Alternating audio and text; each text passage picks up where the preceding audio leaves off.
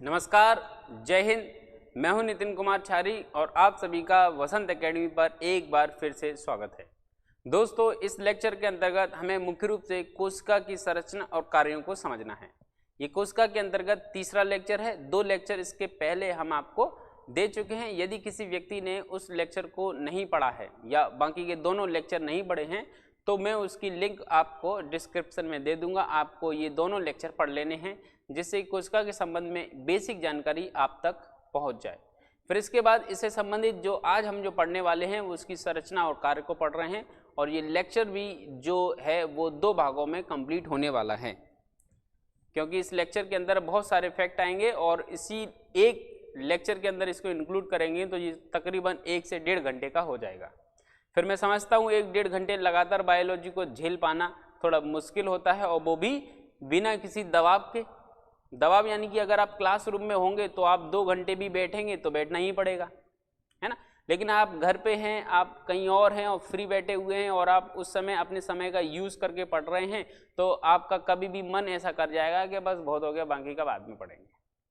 तो इस उद्देश्य को ध्यान में रखते हुए आपके लिए लेक्चर उतने ही बनाए जा रहे हैं जिससे आप एक बार में उसको पूरा पढ़ पाएं। ठीक है, लेक्चर को पढ़ने के साथ साथ आपको क्या करना चाहिए उसके बारे में आपको थोड़ी बहुत बातें बताने वाला हूं कि आप कॉपी और पेन लेकर बैठें, पढ़ते समय चीज़ों को नोट करें। यदि आप नोट करेंगे तो आपके लिए ये लेक्चर बहुत ज़्यादा बेनिफिट देगा आपको। यदि आप नोट नहीं करेंगे तो फिर एक वेब सीरीज जैसा हो जाएगा। ठीक है, जैसे कि वेब सीरीज चल रही है, हाँ कोशिका की वेब सीरीज चल रही है। कितने पार्ट है कोशिका के? 5 पार्ट है। पहला पार्ट, दूसरा पार्ट, आज ये तीसरा पार्ट है। फिर एक एक करके कल चौथा पार्ट आएगा, 5वां पार्ट आएगा और वेब सीरीज खत्म।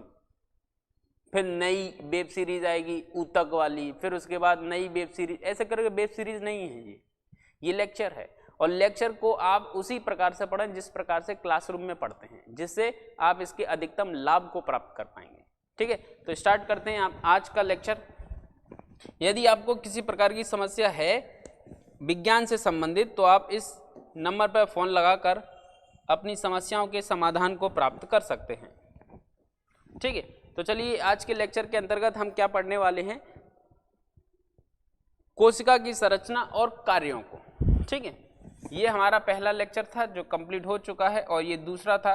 आज का जो लेक्चर है वो संबंधित है आपके कोशिका की संरचना और कार्यों से। ठीक है, चलिए संरचना की दृष्टि से अगर हम ये देखें, कोशिका को हम संरचना की दृष्टि से देखें तो हमें कोशिका कितने प्रकार की दिखाई देती है। संरचना की दृष्टि से यदि हम कोशिका को देखने का प्रयास करते हैं तो हमें दिखाई देती है कोशिका 2 प्रकार की मुख्य रूप से।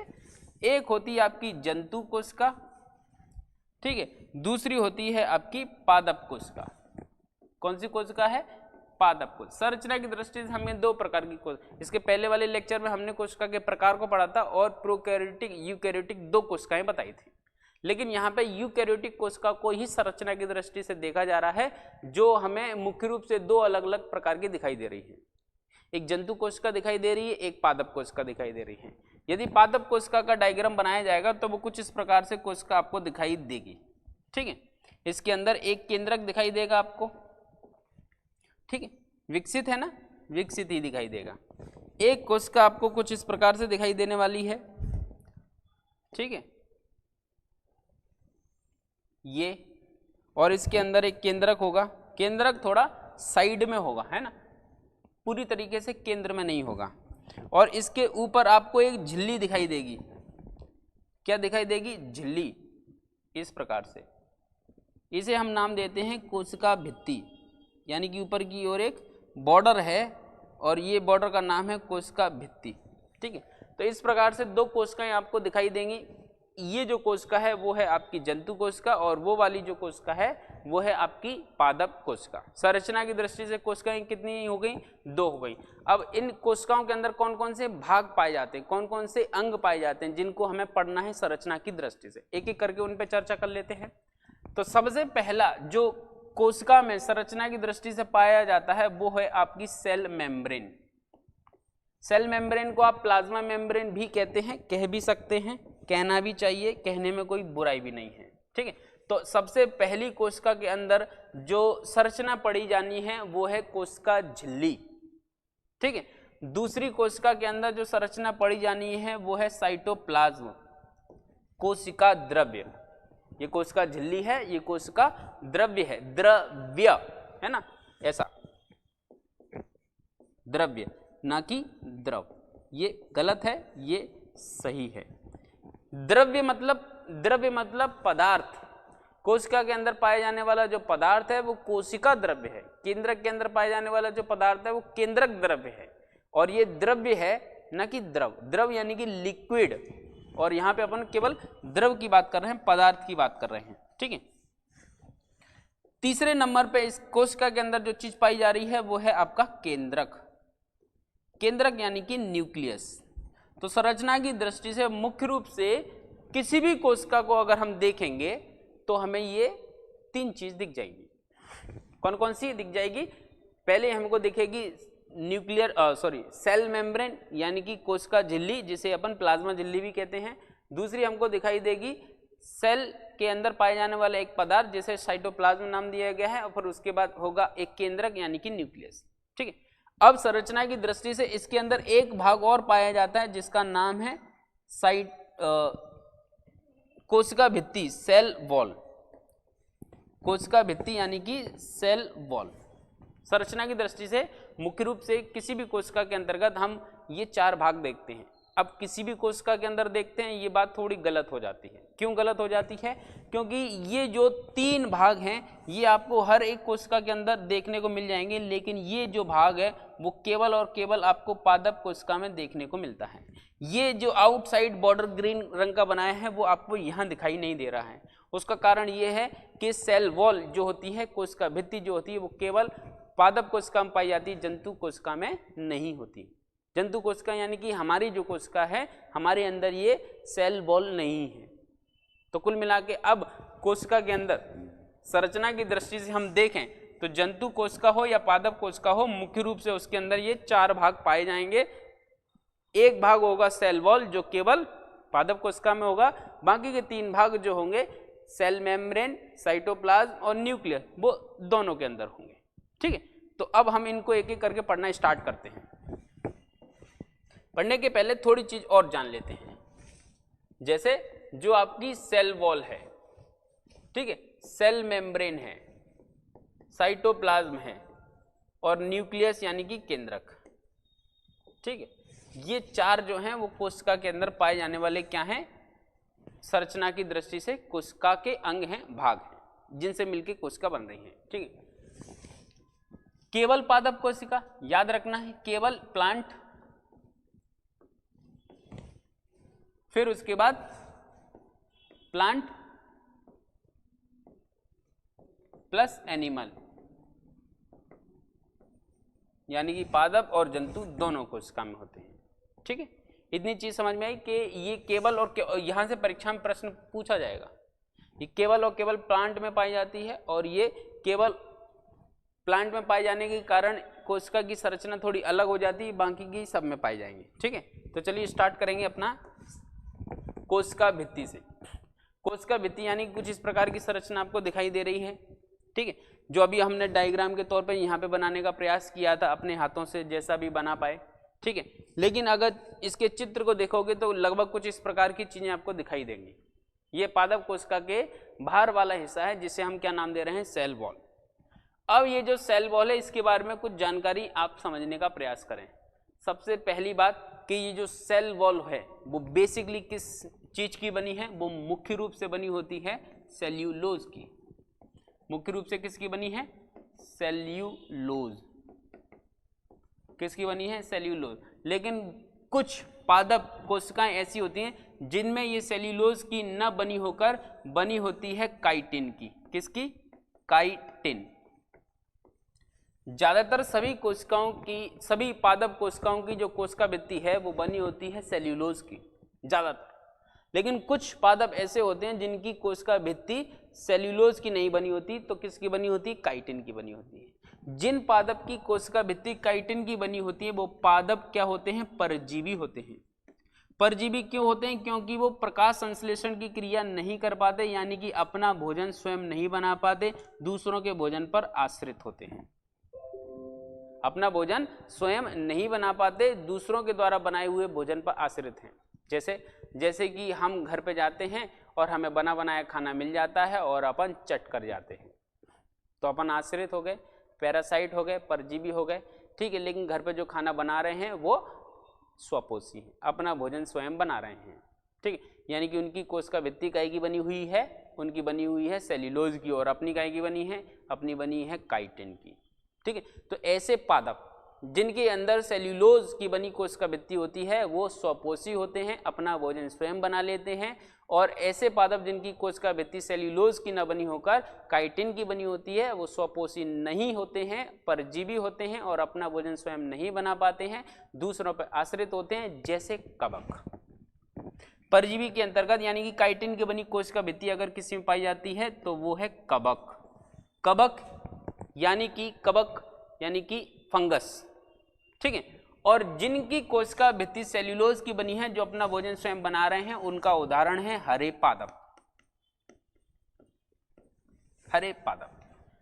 अब ये प्रश्न एमपीपीएससी 2018 या 19 में पूछा गया है, और ये ईमानदारी से अगर आप अच्छे से याद कर लेंगे या कर लिए होते तो गलत नहीं होता। अगर किसी का गलत हुआ है तो वो ध्यान रहे, ऐसे प्रश्न परीक्षा में पूछे जाते हैं। उदाहरण, कार्य और संरचना, ये तीन ही चीज हैं जो यहां से परीक्षा में प्रश्न बनाएगी। प्रश्न क्या था? निम्नलिखित में से उत्पादक है, तो उत्पादक जो हैं वो केवल और केवल हरे पादप हैं। ग्रीन प्लांट, एल्गी हो या कोई भी पौधा हो, वो सभी उत्पादक कहलाएंगे क्योंकि उनकी कोशिका भित्ति सेल्यूलोज की बनी है। तो हरे पादप जितने भी हैं वो सेल्यूलोज की बनी कोशिका भित्ति रखते हैं, इसलिए वो स्वपोषी हैं यानी कि उत्पादक हैं। कवक उत्पादक नहीं है क्योंकि उसके कोशिका भित्ति का जो प्रकार है वो काइटिन के माध्यम से बना है, यानी कि वो स्वपोषी ना होते हुए परजीवी है, पैरासाइट है, दूसरों पे आश्रित है, ठीक है। तो ये तो एक बात हुई जो हमें पता होनी चाहिए कि कोशिका भित्ति जो होती है वो कहाँ पाई जाती है? पादप कोशिका में पाई जाती है। पादप कोशिका में कहाँ पाई जाती है? तो पादप कोशिका के सबसे बाहर वाले हिस्से में पाई जाती है। सबसे बाहर वाले हिस्से में पाई जाती है तो किसकी बनी होती है? तो भैया सेल्यूलोज की बनी होती है। सेल्यूलोज की बनी है तो क्या विशेषता है कि भैया वो अपना भोजन स्वयं बना रही है, हरे पादप उसका उदाहरण है, और वो स्वपोषी होती है, ठीक है भाई। कुछ पादप कोशिका की कोशिका भित्ति सेल्यूलोज की न बनी होकर काइटिन की बनी होती, तो काइटिन की बनी होती तो इसमें क्या बुराई? इसमें बुराई ये है कि वो परजीवी हो जाते हैं, अपना भोजन स्वयं नहीं बना पाते, दूसरों पर आश्रित होते हैं। जैसे कि अगर कोई व्यक्ति हॉस्टल में रह रहा है तो या रूम लेके रह रहा है तो टिफिन आ रहा है तो उस पर आश्रित हो, आज टिफिन नहीं आएगा तो बेचारा मर ही जाए भूखा। अब कहाँ जाए, खुद तो बना ही नहीं पाता, तो जाना पड़ेगा। तो ऐसी स्थिति में अब क्या है कि फिर वो परजीवी हो गया, जैसे कवक, ठीक है। तो ये बातें याद रखनी है। फिर इसके बाद जो दूसरी इससे संबंधित मुख्य बात है वो है इसका कार्य। अब नाम में इंक्लूड है कोशिका भित्ति। भित्ति यानी कि दीवार, भित्ति यानी कि दीवार, भित्ति यानी कि क्या? दीवार। अब दीवार क्या काम कर रही है? सुरक्षा कर रही है ना। आपका घर, आपकी घर की चार दीवारी में आप क्या है? सुरक्षित हैं। बाहर यदि किसी प्रकार की कोई गतिविधि चल रही है तो उससे आप क्या है? सुरक्षित हैं। घर किसका रूप है? घर सुरक्षा का प्रतिरूप है, आपको सुरक्षा का भाव देता है। ऐसे ही करके ये कोशिका भित्ति जो है कोशिका को सुरक्षा दे रही है। भित्ति यानी कि दीवार, और किसकी दीवार? कोशिका भित्ति यानी कि कोशिका की दीवार। ये बाहर वाला हिस्सा क्या कर रहा है? कोशिका को मजबूती दे रहा है, कोशिका को सहारा दे रहा है, कोशिका की सुरक्षा कर रहा है। किससे कर रहा है? बाहर की सभी चीजों से अंदर के सभी अंगों के प्रति सुरक्षा का एक बॉर्डर बना रहा है, ठीक है। तो कोशिका की संरचना और कार्यों के अंतर्गत हमने कोशिका भित्ति को समझा। कोशिका भित्ति क्या है? कोशिका भित्ति एक मुख्य रूप से कोशिका के पादप कोशिका के बाहर पाई जाने वाली संरचना है जो सेल्यूलोज या काइटिन की बनी होती है, जो कोशिका को सुरक्षा प्रदान करती है, ठीक है, पादप कोशिका को। फिर उसके बाद बात करेंगे अपन दूसरी संरचना जिसका नाम है प्लाज्मा झिल्ली या कोशिका झिल्ली। कोशिका झिल्ली को सेल मेम्ब्रेन कहते हैं, प्लाज्मा झिल्ली को प्लाज्मा मेम्ब्रेन कहते हैं। या तो इसको पीएम मान लो या सीएम मान लो, दोनों ही इंपॉर्टेंट है, पीएम हो या सीएम हो। पीएम यानी कि प्लाज्मा मेम्ब्रेन, सीएम यानी कि सेल मेम्ब्रेन, ठीक है। अब ये जो है वो आपकी चाहे पादप कोशिका हो या जंतु कोशिका हो, ये अपन आप बनाने वाले हैं, ये इस तरीके से बाहर वाला बॉर्डर बना दिया तो भैया ये होगी आपकी पादप कोशिका और ये होगी जंतु कोशिका। तो पादप कोशिका और जंतु कोशिका दोनों कोशिका का जो हिस्सा है उसके अंदर पाए जाने वाली ऐसी स्थिति जो एक झिल्ली युक्त संरचना के रूप में बनी होती है वो कहलाती है आपकी कोशिका झिल्ली। पादप कोशिका में कोशिका झिल्ली सबसे बाहरी हिस्सा होता है, जबकि जंतु कोशिका में जो कोशिका झिल्ली है वो सबसे बाहरी हिस्सा है और पादप कोशिका में सबसे बाहरी नहीं बल्कि दूसरे नंबर का आउटर लेयर है, क्योंकि सबसे बाहर जो है वो तो आपकी अभी अपन ने पढ़ा सेल वॉल, ठीक है। पादप कोशिका में सबसे बाहर पाए जाने वाला जो हिस्सा है वो सेल वॉल है।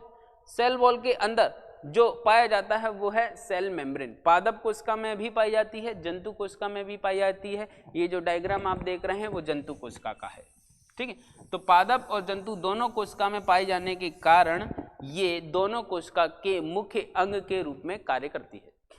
अब इसके निर्माण की बात करेंगे तो जैसे सेल वॉल हमने देखा था, तो सेल वॉल किससे बनी थी? सेल्यूलोज या काइटिन की। ये बनी होती है लाइपोप्रोटीन की, ठीक है। ये जो झिल्ली है, जो आपको बाहर वाली जो झिल्ली दिखाई दे रही है, ये बनी होती है आपकी लाइपोप्रोटीन की, ठीक है। लाइपोप्रोटीन से इसका निर्माण होता है और इसका जो निर्माण लाइपोप्रोटीन से होता है तो किस प्रकार से बनती है? ये अर्धपारगम्य होती है। अर्धपारगम्य यानी कि पारगम्यता कैसी है? आधी है। आधी है इसका मतलब कुछ लोग अंदर जा सकते हैं, कुछ अंदर नहीं जा सकते। जैसे कि आपने मूवी का टिकट लिया पठान, आप मूवी देखने जा रहे हैं। जब आप मूवी देखने जा रहे हैं तो आपके पास यदि टिकट है तो वो आपको अंदर जाने देगा, और अगर आपके पास टिकट नहीं है तो वो आपको अंदर जाने नहीं देगा। वो कौन? वॉचमैन या चेक करने वाला व्यक्ति। और वो जो चेक करने वाला व्यक्ति है उसी व्यक्ति को आप नाम रख दो क्या? कोशिका झिल्ली। वो बाहर वाला हिस्सा है, वो आपको अंदर आने दे रहा है कि नहीं आने दे रहा है, ये उसका काम है, जो चेक करेगा कि आपके पास टिकट है कि नहीं। तो ऐसे ही करके ये जो कोशिका झिल्ली है वो कोशिका झिल्ली अर्धपारगम्य होती है, यानी कि सिलेक्टिवली पार्मेबल होती है, जो कुछ चीजों को अंदर आने देती है और कुछ चीजों के अंदर आने पर रोक लगा देती कि भाई तुम नहीं आओगे, तुम्हारा यहाँ कोई काम नहीं है, निकलो पहली फुर्सत में। लेकिन जिसकी जरूरत महसूस होती है कोशिका को वो अंदर आने देती है। जैसे किसको आने देती है? ग्लूकोज को आने देती है, ऑक्सीजन को आने देती है, एंजाइम्स को आने देती है, हार्मोन्स को आने देती है, विटामिन्स को आने देती है, मिनरल्स को आने देती है। जो आवश्यक पदार्थ हैं कोशिका के लिए जो जरूरी है, जिनके माध्यम से कोशिका जैविक क्रियाओं को अंजाम देगी, उन सभी चीजों को ये अंदर आने देगी। और जो चीज कोशिका के लिए जरूरी नहीं है, जिसको ये बाहर निकालना चाहती है, वो रिपीट आएंगे, हमको भी अंदर ले लो बोल के, भाग तेरी तो हम नहीं आने देंगे। अंदर नहीं आने देना है, कैसे भी ना आने देना, बाहर निकालो इनको सबको। तो ये अर्धपारगम्य होती है, इसलिए कोशिका के अंदर आने और बाहर जाने वाले पदार्थों पर नियंत्रण रखती है। सिलेक्टिवली पार्मेबल होती है। कैसी होती है? सिलेक्टिवली पार्मेबल होती है। तो यहाँ पे भी हमने दो चीज समझी कि ये इसका जो निर्माण है लाइपोप्रोटीन से होता है, ठीक है। दूसरा ये है कि अर्धपारगम्य होती है। तीसरा ये है कि भैया ये जंतु और पादप दोनों कोशिका में पाई जाती है। चौथा ये है इसका कार्य की कोशिका के अंदर आने और बाहर जाने वाले पदार्थों पर नियंत्रण करती है ना। गेट पास देती है कि कौन अंदर आ सकता है, कौन बाहर जा सकता है, ठीक है। जो बाहर जाने के लायक ही नहीं उसको जाने ही नहीं देना। जैसे अपन क्लास में बैठे हैं, लेक्चर चल रहा है और एक ने बोला कि सर मैं बाहर जाना चाहता हूँ, बोले नहीं जाओगे, यहीं सड़ोगे, तुम पढ़ो, आराम से बैठ के पढ़ो, नहीं इच्छा है पढ़ने की तो भी पढ़ो, बाहर नहीं जाओगे, तो बाहर ही नहीं जाने देना। बॉडी बिल्डर लगा रखे हैं, बाउंसर लगा रखे हैं, वो बाहर जाने ही नहीं देंगे, ठीक है। अंदर आ गए हो, पढ़ के ही जाओगे, बिना पढ़े जाने ही नहीं देंगे, ठीक है। तो ऐसी स्थिति में ये क्या काम कर रही है? कोशिका के अंदर आने जाने वाले पदार्थों पर नियंत्रण कर रही है। इसका दूसरा नाम क्या है? प्लाज्मा मेम्ब्रेन भी है। इसका दूसरा नाम क्या है? प्लाज्मा मेम्ब्रेन, कोशिका झिल्ली या प्लाज्मा झिल्ली, ठीक है। फिर इसके बाद है आपका साइटोप्लाज्म यानी कि कोशिका द्रव्य। तो कोशिका के अंदर ये जो आपको पीला पीला दिखाई दे रहा है ना, ये जो पीला पीला आपको दिखाई दे रहा है, ये वाले पीले नहीं, इन पीलों को छोड़ के बाकी का जो पीला है, ये जो पीले रंग के आपको जो भी चीज दिखाई दे रही है उसी को हम नाम देते हैं साइटोप्लाज्म। कोशिका द्रव्य। तो कोशिका द्रव्य क्या है? कोशिका के अंदर पाया जाने वाला एक पदार्थ कोशिका द्रव्य कहलाता है, जिसमें संरचना की दृष्टि से कई छोटे छोटे कोशिकांग पाए जाते हैं, जो कोशिकांग मुख्य रूप से झिल्ली युक्त होते हैं। ये झिल्ली युक्त कोशिकांग कौन कौन से हैं? नंबर एक जो झिल्ली युक्त कोशिकांग है उसका नाम है आपका माइटोकॉन्ड्रिया। दूसरे नंबर का जो है उसका नाम है गोल्जी बॉडी। तीसरे नंबर का जो है उसका नाम है एंडोप्लाज्मिक रेटिकुलम। पूरा बहुत बड़ा नाम है इसलिए शॉर्ट में लिख दिया ER। हिंदी में इसको अंतःप्रदब्बी जालिका कहते हैं। और चौथा जो नाम है आपका वो है आपका राइबोसोम। पांचवा जो है वो है आपका लाइसोसोम। ठीक है। छठवा जो है वो है आपका लवक यानी कि प्लास्टिड। ये जो 5 हैं वो आपके जंतु और पादप दोनों कोशिका में पाए जाते हैं, लेकिन लवक जो है वो केवल और केवल पादप कोशिका में पाया जाता है, जंतु कोशिका में नहीं पाया जाता। ये अपन एक एक करके अभी पढ़ने वाले हैं, ऐसा नहीं है कि नाम बता के छोड़ दूंगा मैं। ठीक है।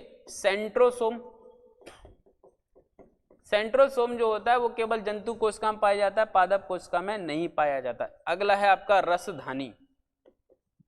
ठीक है। रसधानी यानी कि वैक्यूल्स। कुल मिला के ये 8 जो हैं उनको हम यहाँ पे पढ़ लेंगे, जिसके माध्यम से आपकी आज का लेक्चर कंप्लीट हो जाएगा। अब जो हमें बेसिकली आपको बताया गया था, जब मैंने शुरुआत में बताया था कि संरचना की दृष्टि से कोशिका के अंदर कौन कौन से भाग पाए जाते हैं, तो पाए जाते हैं आपके ये 4 भाग। पहला क्या था? सेल वॉल हमने पढ़ ली। दूसरा क्या था? सेल मेम्ब्रेन जो हमने पढ़ ली। तीसरा क्या है? साइटोप्लाज्म जो अभी हम पढ़ेंगे। चौथा जो है केंद्रक। ये केंद्रक से जुड़ा हुआ आपका अगला लेक्चर होगा, जो कि होगा लेक्चर नंबर 4। ठीक है। इसी से संबंध पूरा लेक्चर नंबर जो 4 होगा वो केंद्रक से संबंधित होगा। ठीक है, जो अगले लेक्चर में पढ़ेंगे। इसके बाद जो है साइटोप्लाज्म। ठीक है। एक चीज और जान लो कि ये जो आपका केंद्रक है, ठीक है, केंद्रक प्लस आपका ये जो साइटोप्लाज्म, इन दोनों को जोड़ दिया जाएगा तो हो जाएगा आपका प्रोटोप्लाज्म। ठीक है, वो क्या हो जाएगा? प्रोटोप्लाज्म। और प्रोटोप्लाज्म क्या होता है? जीवन का भौतिक आधार। हिंदी में इसको कहते हैं जीव द्रव्य। आप देखो, कोशिका को समझने का प्रयास करो। ये कोशिका है ना, तो ये एक कोशिका है, सेल मेम्ब्रेन। ठीक है। फिर उसके बाद ये जो है वो है आपका साइटोप्लाज्म। ठीक है। और ये है आपका न्यूक्लियस। ठीक है। अब मैं यहां से ये चाह रहा हूं कि इसका जो ये जो बाहर वाला बॉर्डर है वो मैं मिटा देता हूं। अपन क्या कर रहे हैं? इसका जो बाहर वाला बॉर्डर है, यानी कि ये क्या है? सेल मेम्ब्रेन है, ये मैं मिटा देता हूं। तो ये क्या बच गया आपके पास? तो ये आपके पास बच गया है साइटोप्लाज्म यानी कि कोशिका द्रव्य, और इसके अंदर पाए जाने वो वाले जो अपन ने भाग अभी 7-8 देखे थे, नाम सुने थे, वो इसके अंदर ही होंगे, और होगा केंद्रक। तो सही मायने में देखा जाए तो कोशिका में यही 2 भाग हैं। बाकी का सेल मेम्ब्रेन तो बाहर की संरचना है, आने जाने पे कंट्रोल कर रही है, बाकी का और कोई विशेष काम नहीं है। तो कोशिका जो है, कोशिका का संपूर्ण लगभग जो भाग होता है वो यही होता है। इसीलिए इसको सम्मिलित रूप से इन दोनों को मिला के हम क्या नाम दे देते हैं? प्रोटोप्लाज्म बोल देते हैं। और इस प्रोटोप्लाज्म को जीवन का भौतिक आधार कहा जाता है। क्या कहा जाता है? भौतिक आधार। परीक्षा में ये प्रश्न पूछा जाएगा, सावधानी से आंसर लगाना। ठीक है। अब सबसे पहले अपन बात करेंगे माइटोकॉन्ड्रिया की। ठीक है। माइटोकॉन्ड्रिया यानी कि ये आपकी कोशिका के साइटोप्लाज्म में इस प्रकार से एक झिल्ली युक्त कोशिकांग है। ये जो संरचना है ये आपकी माइटोकॉन्ड्रिया की, जो जूम करके अलग से फोटो के रूप में सेट करके आपको दी गई है। ये जो संरचना है वो है आपकी माइटोकॉन्ड्रिया। ठीक। अब माइटोकॉन्ड्रिया के संबंध में हम कुछ बातें जान लें। जैसे इसकी खोज किसने की है? तो भैया इसकी खोज करने के बारे में जो वैज्ञानिक हमारे सामने आता है वो आते हैं 3, एक नहीं आता। एक जो वैज्ञानिक आपने सबसे ज्यादा सुना है वो है अल्टमैन। बहुत सारी किताबें आपको इसके नाम को बताएंगी कि माइटोकॉन्ड्रिया का जो खोज करता है वो कौन है? अल्टमैन है। जबकि ये बात पूर्णतः सत्य नहीं है, गलत भी नहीं है, सत्य भी नहीं है। पूर्णतः सत्य इसलिए नहीं है क्योंकि माइटोकॉन्ड्रिया के खोजकर्ता के रूप में जो सबसे पहला वैज्ञानिक जाना जाता है वो है कोलिकर। कोलिकर नाम के वैज्ञानिक ने इस माइटोकॉन्ड्रिया को डिस्कवर किया था 1880 में। ठीक है, कुछ इस तरीके से बातें समझें कि मम्मी पापा एक बच्चा है जिसके मम्मी पापा अलग हैं, तो पापा इसके कौन है? कोलिकर हैं। ठीक है, लेकिन अल्टमैन कौन है? अल्टमैन है इसके चाचा जी। ठीक है, अब चाचा जी के साथ ये बच्चा ज्यादा रहता है, घुल मिल गया है, बातें करता है, और पापा जी आते हैं शाम को, सुबह चले जाते हैं, तो ज़्यादा बात नहीं होती है। फिर उसके बाद धीरे धीरे ये अपने पिताजी से डरता भी है, क्योंकि मम्मी बोलती है अरे पढ़ाई कर लो, नहीं पापा को बोल देंगे, तो ये बेचारा डर भी जाता है। तो अब क्या है कि ये पिताजी कौन है? ये पिताजी जो है कोलिकर है, जिससे इनका कोई विशेष संबंध ज़्यादा व्यवहारिक रूप से नहीं है। ठीक है, बाकी का ये अल्टमैन से ज़्यादा घुला मिला है। अल्टमैन ने इसका नाम भी रख दिया है, प्यार से इसको गोलू गोलू बुलाते हैं। ठीक है, तो इन्होंने इसका नाम रख रखा था प्यार से, इसको क्या नाम बुलाते थे? बायोप्लास्ट बुलाते थे, बायोप्लास्ट। यानी कि ये जो बायोप्लास्ट है वो नाम देने वाला वैज्ञानिक अल्टमैन था। ये इसको ज़्यादा रिसर्च किया, इसके ऊपर ज़्यादा काम किया, इसके ऊपर ज़्यादा जानकारी दी इससे संबंधित, इसलिए आपको ज़्यादातर किताबों में यही नाम मिलेगा। लेकिन अगर ऑब्जेक्टिव प्रश्न पूछा जाए और पूछा जाए माइटोकॉन्ड्रिया की खोज किसने की, और वहाँ पे कोलिकर है और अल्टमैन दोनों है, तो आप अल्टमैन टिक नहीं करेंगे, कोलिकर करेंगे। जब भी प्रश्न पूछा जाए और कोलिकर ऑप्शन में आ जाए, तो आपको कोलिकर के अलावा कोई दूसरा टिक करना ही नहीं है, क्योंकि कोलिकर ही है माइटोकॉन्ड्रिया का खोजकर्ता। फिर उसके बाद अल्टमैन ने इसको ज़्यादा से ज़्यादा रिसर्च किया, और रिसर्च किया 1890 में इन्होंने इस पर रिसर्च करने के बाद इसे नाम दे दिया बायोप्लास्ट। कहानी आगे बढ़ी, आगे बढ़ने के बाद एक आया बेंडा। तो इस बेंडा जो नाम का वैज्ञानिक था, इसने इसको नाम रख दिया माइटोकॉन्ड्रिया, जिसे आज हम जानते हैं। माइटोकॉन्ड्रिया नाम देने वाला जो वैज्ञानिक है वो कौन सा है? वो ये बेंडा है। बेंडा ने, अब परीक्षा में पूछा जाएगा माइटोकॉन्ड्रिया का नामकरण किसने किया, तो ये पोप पंडित जी हैं जिन्होंने नामकरण किया है कि भैया आज से इस बच्चे का नाम होगा ये, जो भी नाम लग दिया, इन्होंने रखा माइटोकॉन्ड्रिया। तो माइटोकॉन्ड्रिया नाम किसने दिया? बेंडा ने दिया। माइटोकॉन्ड्रिया को बायोप्लास्ट नाम किसने दिया? अल्टमैन ने दिया। माइटोकॉन्ड्रिया की खोज किसने की? कोलिकर ने की। कोलिकर ऑप्शन में नहीं है तो अल्टमैन ने की। ठीक है, तो कोशिका इसमें माइटोकॉन्ड्रिया के संबंध में आपको 3 वैज्ञानिकों के नाम याद रखने हैं। ठीक है, अब इसकी स्थिति, तो स्थिति तो आपको क्लियर है कि भैया ये साइटोप्लाज्म में पाया जाता है, एक झिल्ली युक्त कोशिकांग होता है। अब इसका कार्य देख लो आप, कोशिका के अंतर्गत ये मुख्य रूप से श्वसन का कार्य करता है। किसका कार्य करता है? श्वसन। अब ये श्वसन क्या होता है? अधिकांश लोग ये मानते होंगे सांस लेना और छोड़ना श्वसन होता है, तो उनको ये मैं बता दूं कि वो श्वसन नहीं है, वो श्वासोच्छ्वास है, यानी कि वो ब्रीदिंग है। सांस लेने और छोड़ने की जो प्रक्रिया है वो ब्रीदिंग होती है, श्वसन नहीं होता। फिर श्वसन क्या होता है? श्वसन एक ऐसी बायोकेमिकल रिएक्शन होती है, जैव रासायनिक अभिक्रिया होती है, जिसमें आपके शरीर के अंदर माइटोकॉन्ड्रिया के सहयोग से ऊर्जा का निर्माण होता है, एटीपी के रूप में ऊर्जा बनती है, तो श्वसन वो कहलाती है। श्वसन आपके शरीर में ग्लूकोज के ऑक्सीकरण के बाद माइटोकॉन्ड्रिया में एटीपी के रूप में बनने वाली ऊर्जा जिस बायोकेमिकल रिएक्शन के थ्रू हो रही है, वो बायोकेमिकल रिएक्शन कहलाती है श्वसन। और श्वसन के द्वारा जो ऊर्जा बन रही है, इसीलिए किस लिए? इसीलिए इस माइटोकॉन्ड्रिया को कोशिका का पावर हाउस कहते हैं, बिजली घर कहते हैं, विद्युत ग्रह कहते हैं, ऊर्जा ग्रह कहते हैं। इस तरीके से परीक्षा में नाम पूछ लिए जाएंगे। और बना क्या रहा है? एनर्जी के रूप में एटीपी बना रहा है, तो एटीपी को हम क्या कहते हैं? एनर्जी करेंसी, यानी कि ऊर्जा मुद्रा, एटीपी को। ठीक है, तो ये माइटोकॉन्ड्रिया से संबंधित अन्य फैक्ट। फिर उसके बाद अगला वैज्ञानिक अगले खोज को लेके आता है गोल्जी बॉडी की जो खोज की है कैमिलो गोल्जी नाम के वैज्ञानिक ने की है, और वो कुछ इस प्रकार की संरचना में दिखाई दे रही है।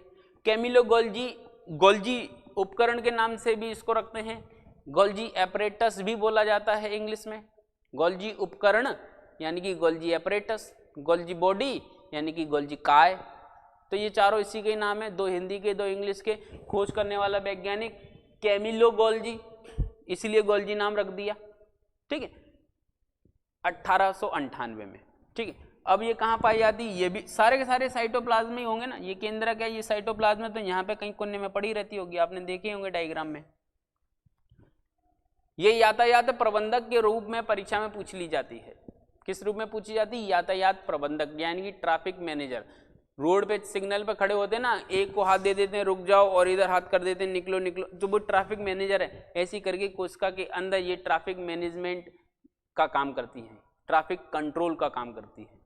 ठीक है, ज्यादा विशेष इंपॉर्टेंट नहीं है, 2-3 चीजें इससे संबंधित इंपॉर्टेंट हैं। फिर उसके बाद आता है आपका अंतःप्रदब्बी जालिका। अंतःप्रदब्बी जालिका यानी कि एंडोप्लाज्मिक रेटिकुलम, जिसकी खोज पोर्टर नाम के वैज्ञानिक ने की है, और वो कुछ इस प्रकार से केंद्रक से जुड़ी हुई संरचना के रूप में देखने को मिलती है। ये केंद्रक है, फिर उस प्रकार से ऐसे सांप सीढ़ी के तौर पे ये इस तरीके से पाई जाती है। अब ये जो एंडोप्लाज्मिक रेटिकुलम है वो 2 प्रकार का होता है। एक चिकना चिकना होता है, चिकना चिकना 2 बार नहीं है, एक ही बार है चिकना, और दूसरा होता है खुरदरा। ठीक है, जो खुरदरा एंडोप्लाज्मिक रेटिकुलम होता है उसके ऊपर, खुरदरा इसलिए ये आपको पीले पीले डॉट दिखाई दे रहे हैं, उसके ऊपर राइबोसोम पाया, यानी कि ये पीले डॉट हैं वो कौन है? वो राइबोसोम है। यानी कि ये खुरदरा जो एंडोप्लाज्मिक रेटिकुलम होता है वो अपने ऊपर राइबोसोम को रहने के लिए स्थान देता है कि बेटा तुम हमारे घर में आके रहो, कोई दिक्कत नहीं, कोई नहीं तुमको मारेगा पीटेगा, कोई तुमसे आधी बात नहीं कहेगा, बस तुम हमारे घर में रह। बोले कि हम तुम्हारे घर में रहें तो तुम्हें भी तो कोई ना कोई फायदे की क्या होगी? गुंजाइश होगी, कुछ ना कुछ तो तुमने भी सोच रखा होगा। बोलो क्या चाहिए तुम्हें? बोले कि क्या करते क्या हो? राइबोसोम ने कहा कि मैं तो प्रोटीन फैक्ट्री हूँ, मैं तो प्रोटीन बनाता हूँ, बस थोड़ा दे दिया करो, काम चल जाएगा तुम्हारा। तुम्हारे रहने के लिए छत नहीं है, हमारे घर में आके रहो, और प्रोटीन बनाते हो तो थोड़ा हमें भी दे दिया करो, एक दूसरे की सहायता कर देंगे। ठीक है, और चिकना एंडोप्लाज्मिक रेटिकुलम वो चिकना ही है, उसके ऊपर ये राइबोसोम नहीं पाए जाते हैं, इस तरीके से मान लेना। ठीक है, तो राइबोसोम जो है वो कहाँ पाए जाते हैं? एंडोप्लाज्मिक रेटिकुलम के खुरदरे जो रफ एंडोप्लाज्मिक रेटिकुलम होता है उसके ऊपर। ठीक है, अब ये जो एंडोप्लाज्मिक रेटिकुलम है वो कोशिका के कंकाल तंत्र का निर्माण करता है, ये इसका मुख्य काम है।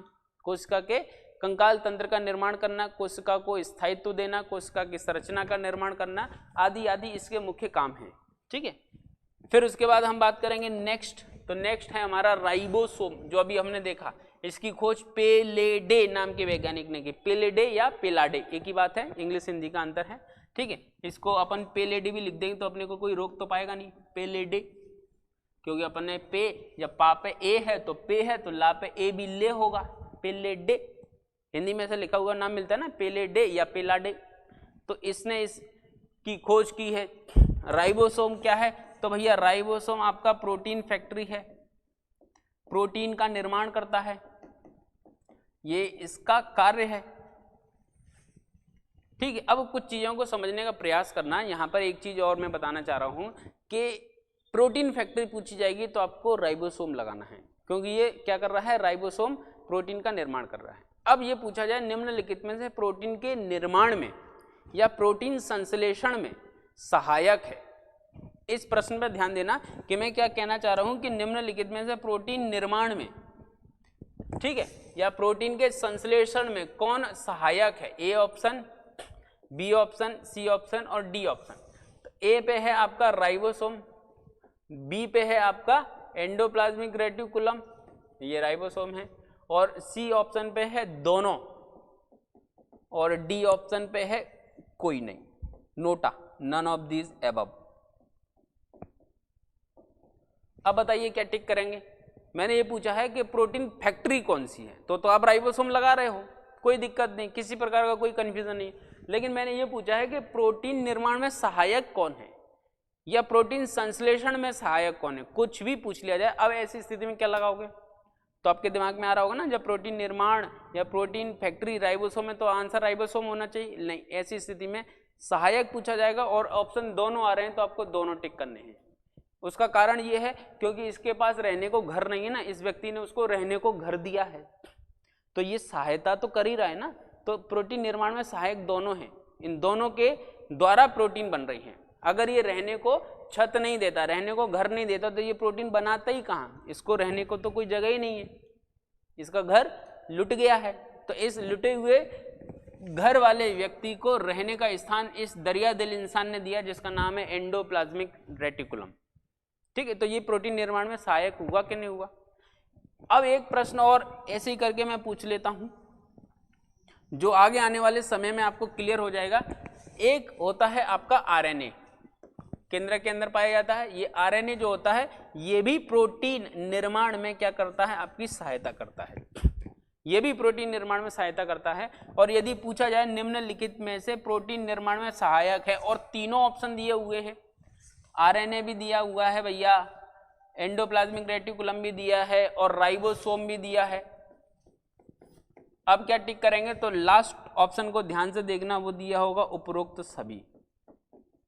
तो यहाँ पे आप उपरोक्त सभी टिक करेंगे, यानी कि आप आरएनए को भी नहीं छोड़ सकते, आरएनए भी इसमें इंक्लूड है क्योंकि आरएनए भी आपके प्रोटीन निर्माण में मदद करता है। ठीक है, तो इस तरीके से चीजें याद रखना। राइबोसोम के बारे में बात हो गई है और फिर उसके बाद अब नेक्स्ट जो अपना है टॉपिक वो है आपका लाइसोसोम।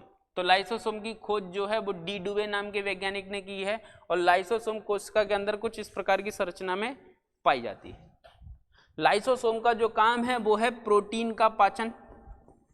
ठीक है, ये पाचन की क्रिया में भाग लेता है और गलती क्या हो जाती है इससे भैया कि ये बना भी प्रोटीन का ही होता है, प्रोटीन को पचाता है, प्रोटीन का ही बना होता है। आपने एक मुन्ना भाई एमबीबीएस मूवी देखी होगी, मुन्ना भाई एमबीबीएस में उसको क्या है कि गांधी जी के बारे में जानकारी इकट्ठी करनी होती, तो एक लाइब्रेरी में जाता है और वो दिन भर पढ़ता रहता है, दिन भर पढ़ता रहता है। वो इतना पढ़ लेता है कि डॉक्टर तक पहुंच जाता है। फिर डॉक्टर उसको बोलते हैं तुम्हारे दिमाग में केमिकल लोचा हो गया है, केमिकल डिसऑर्डर, उसको बोलते हैं कि केमिकल लोचा हो गया है, जिससे क्या है आजकल तुमको गांधी जी महसूस होने लगे हैं। तुमने इतना पढ़ लिया है गांधी जी को कि गांधी जी ही नजर आ रहे हैं हर जगह, गांधी जी ही तुम्हारे साथ चल रहे हैं, ऐसा तुमको महसूस होता है, केमिकल डिसऑर्डर।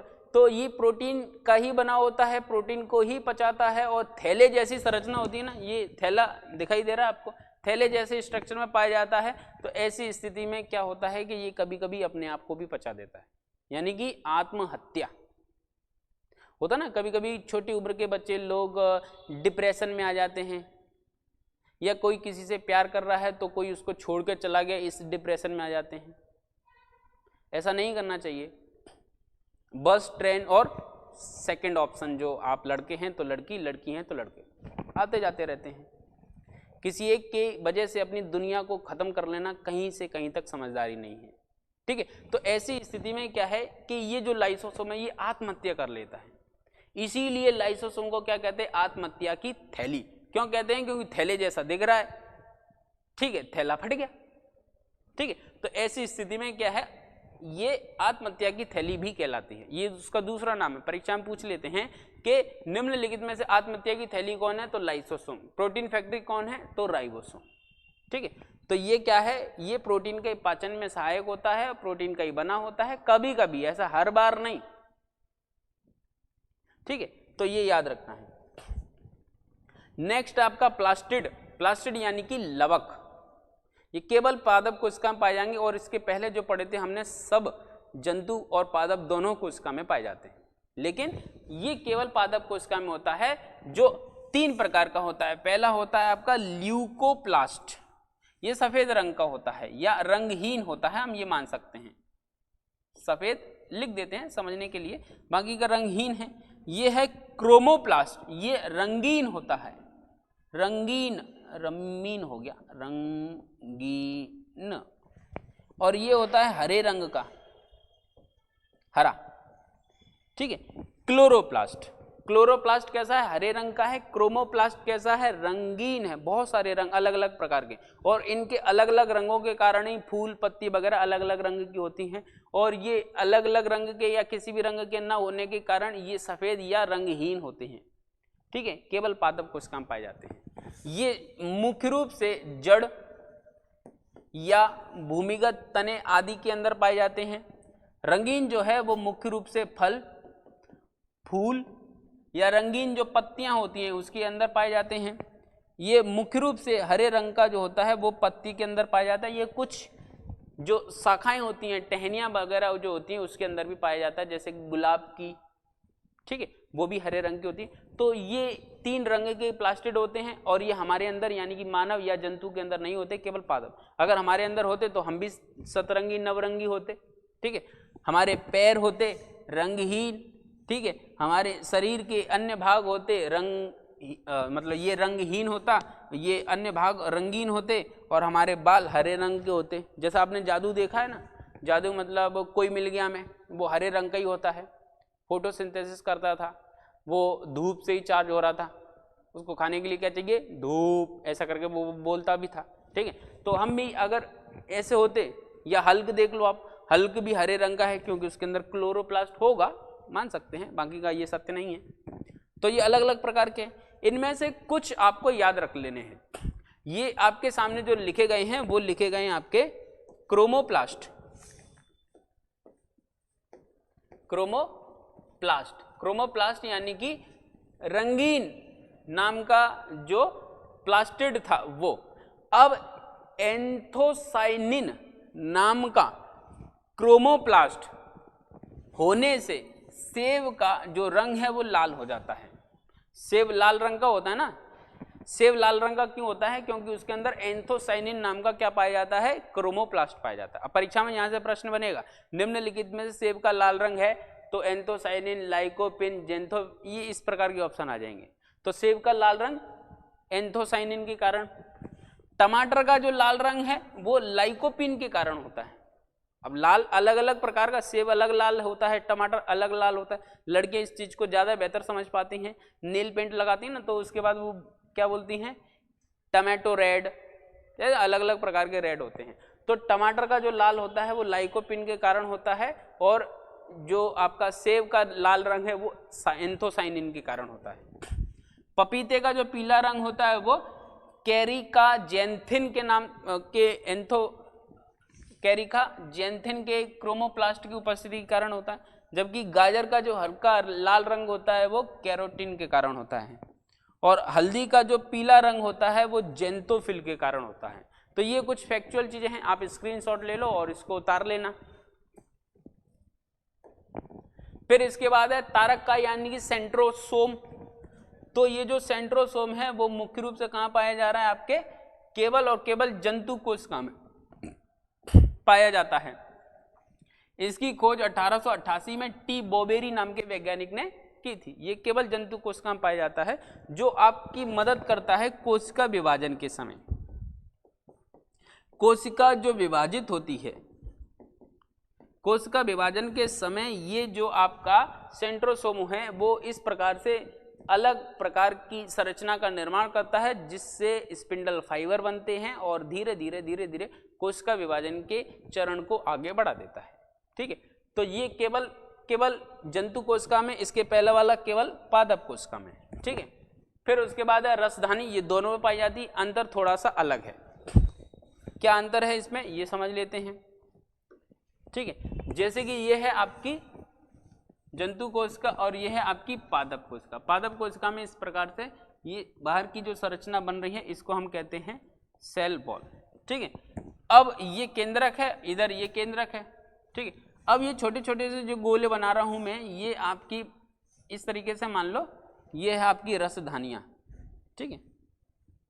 और यहाँ इस प्रकार से बड़े बड़े संरचना में जो बन रही हैं वो आपकी रसधानियां, ठीक है। तो जंतु और पादप दोनों कोशिका के अंदर रसधानियां यानी कि वैक्यूल्स पाई जाती हैं। अंतर ये होता है कि जंतु कोशिका के अंदर रसधानी जो है वो छोटे छोटे आकार में होती हैं और संख्या में पादप कोशिका से ज्यादा होती हैं। 4 बनी है, यहाँ 2 ही बनी क्योंकि बड़ी हैं तो जगह घिर गई, ठीक है।